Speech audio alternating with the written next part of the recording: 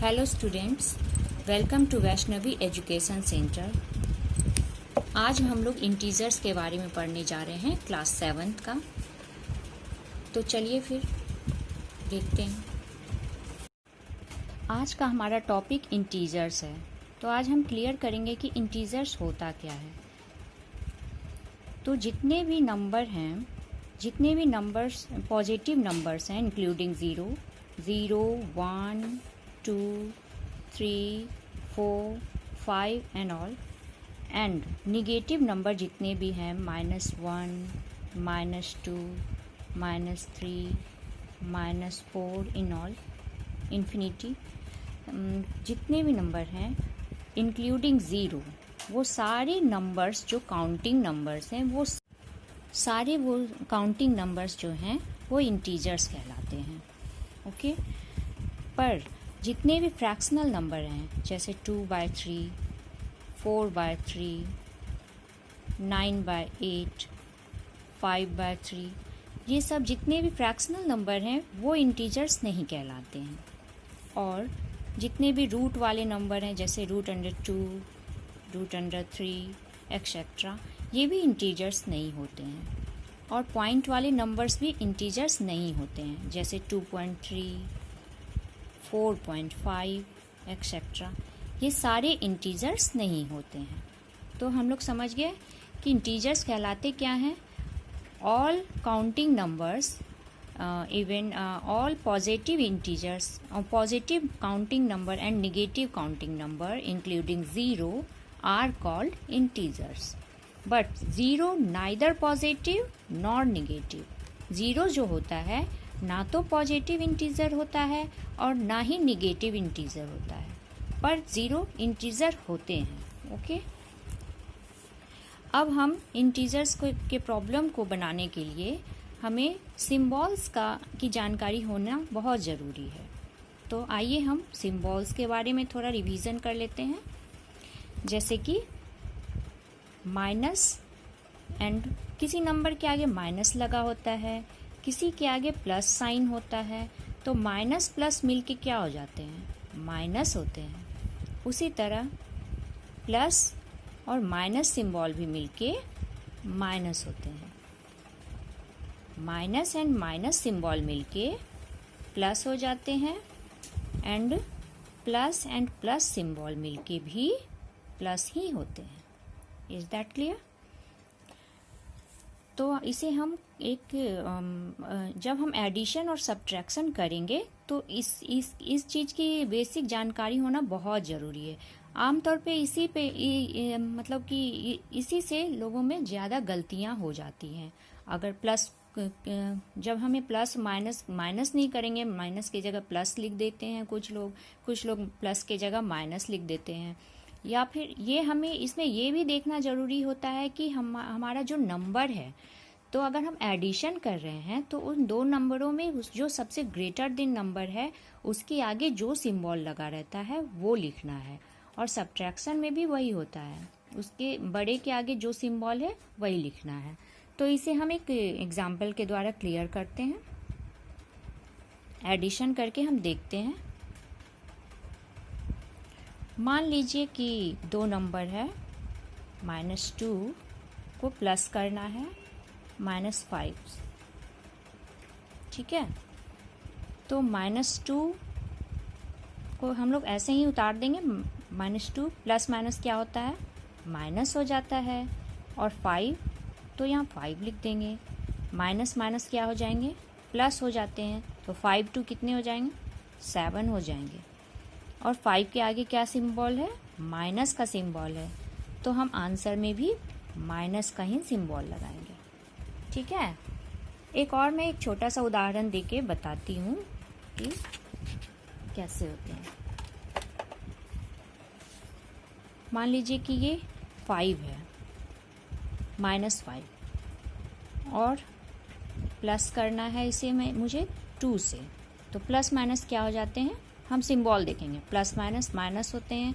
उसमें बड़ा 5 है, 5 में से 2 माइनस करेंगे तो कितना आ जाएगा? 3 आ जाएगा। और सिंबल हम कौन सा लगाएंगे? 5 बड़ा है तो 5 के आगे माइनस का सिंबल है, तो यहाँ माइनस का सिंबल लगाएंगे। ओके, उसी तरह एडिशन तो क्लियर हो गया, उसी तरह सब्ट्रैक्शन देखेंगे हम लोग। देखिए, मान लीजिए कि एक नंबर है 8, उसे हमें सब्ट्रैक्ट करना है 9 से। तो कैसे करेंगे? 9 के आगे भी माइनस है, 8 के आगे भी माइनस है, तो माइनस माइनस हम लोग सीख चुके हैं ना, क्या होते हैं? माइनस माइनस प्लस हो जाते हैं। तो माइनस माइनस प्लस हो जाते हैं। तो 8 और 9 कितने होंगे? 17। और 9 के आगे माइनस का सिंबल है, तो हम माइनस का सिंबल लगा देंगे। ठीक है, उसी तरह एक और एग्जाम्पल के द्वारा हम इसे समझते हैं। मान लीजिए कि एक नंबर है 5 माइनस दूसरा नंबर है प्लस में मान लीजिए कि 7 है। ठीक है, तो -5 है तो -5 एज इट इज़ लिख देंगे। प्लस माइनस माइनस होते हैं, ये देखिए माइनस, ये बीच का सिंबल देखेंगे, प्लस माइनस माइनस होते हैं, तो यहाँ माइनस लिखेंगे, फिर 7 उतार देंगे। फिर माइनस माइनस क्या हो जाता है? प्लस हो जाता है। तो 7 5 कितने होंगे? 12। और फिर देखिए बड़ा कौन है? 7 बड़ा है, तो 7 के आगे माइनस का सिंबल है, तो यहाँ माइनस का सिंबल लगा देंगे। ठीक है, तो मुझे लगता है कि आप लोग को ये इंटीजर्स क्लियर हो चुका होगा। एडिशन और सब्ट्रैक्शन भी इंटीजर्स का हम लोग क्लियर कर चुके हैं। अब मल्टीप्लिकेशन के बारे में हम लोग जानेंगे। तो मल्टीप्लिकेशन के लिए कुछ प्रॉपर्टीज़ होती हैं जिन्हें जानना बहुत ही ज़रूरी होता है। तो सबसे पहले हम उस प्रॉपर्टीज़ को जानेंगे। तो मल्टीप्लिकेशन में भी उस प्रॉपर्टीज़ को जानने के बाद ही हम लोग अच्छे से ये कॉन्सेप्ट क्लियर हो जाएगा। ओके, तो देखिए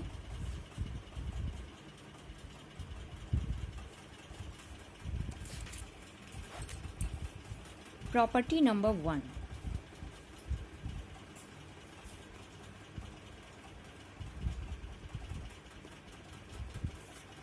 प्रॉपर्टी नंबर 1 वो है closure property. The product of two integers is always an integers. यानी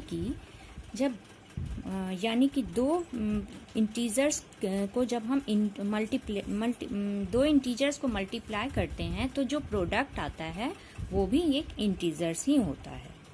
यानी कि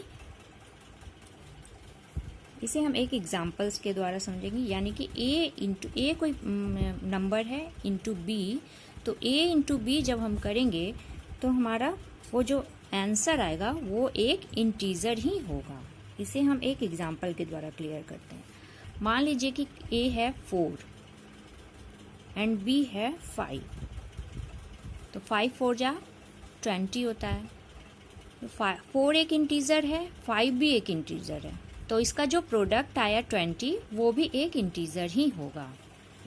तो हम समझ गए कि फर्स्ट प्रॉपर्टी क्या होता है, जिसे क्लोजर प्रॉपर्टी कहते हैं। Closure property of integer a into b equal to b into a होता है। Sorry, a into b equal to an integers where a is an integer and b is also an integer, then its product is also an integer. Okay, तो ये अब दूसरी property के बारे में हम लोग जानेंगे।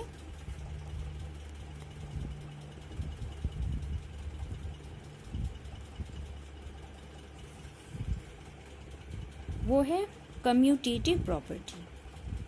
For any two integers a and b, we have a into b as equal to b into a.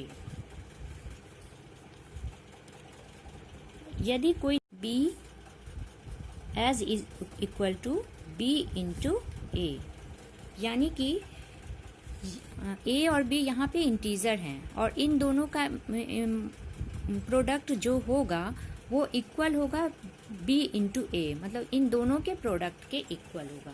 अब मान लीजिए कि a यहाँ पे कोई नंबर है 2 और b है 3, तो 2 इंटू 3 क्या हो जाते हैं?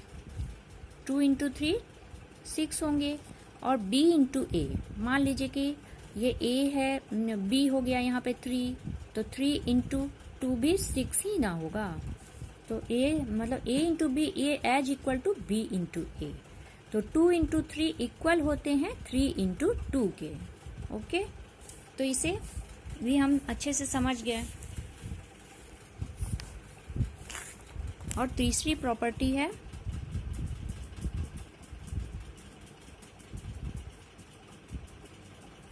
हम तीसरी प्रॉपर्टी के बारे में भी अब सीखेंगे।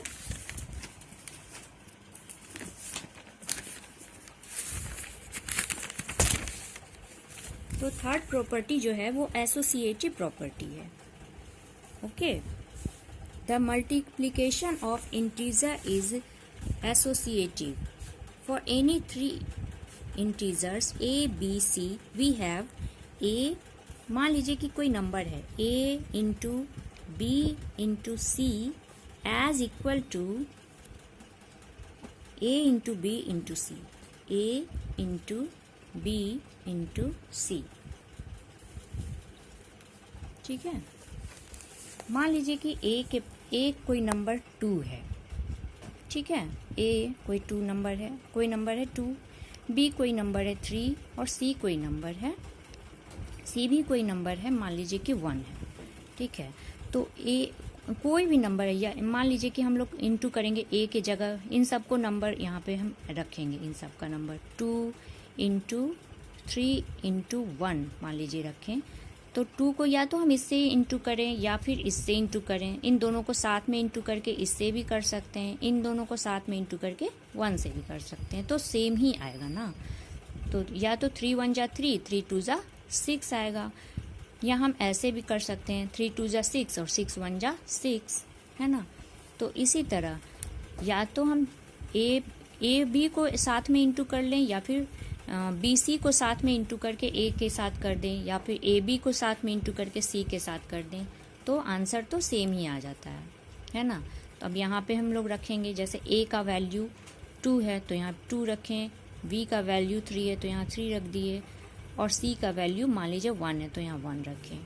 तो ये आया 3 2 जा 6, 6 1 जा ऑल्सो 6, तो 6 इज इक्वल टू 6। तो ये प्रॉपर्टी यही है, कहलाता है, कह रहा है a into b into C as equal to a into b into c. Okay, तो आज हमने ये 3 प्रॉपर्टीज सीखी हैं, तो मुझे लगता है कि आप लोग को ये अच्छे से क्लियर हो गई होगी। तो नेक्स्ट प्रॉपर्टीज़ जो है मैं अगले वीडियो में फिर बताऊंगी। अगर आपको मेरा वीडियो अच्छा लगा होगा तो प्लीज़ लाइक एंड सब्सक्राइब करिए। अगर आपको ये मेरी वीडियो थोड़ी भी यूज़फुल लगी हुई हो तो प्लीज़ मेरे चैनल को लाइक एंड सब्सक्राइब करिए, और ये नीचे जो बेल आइकन है उसे भी दबा दीजिएगा, ताकि जो भी मेरा वीडियो आए तो वो आपको नोटिफिकेशन उसका आपको मिलता रहे। Thank you.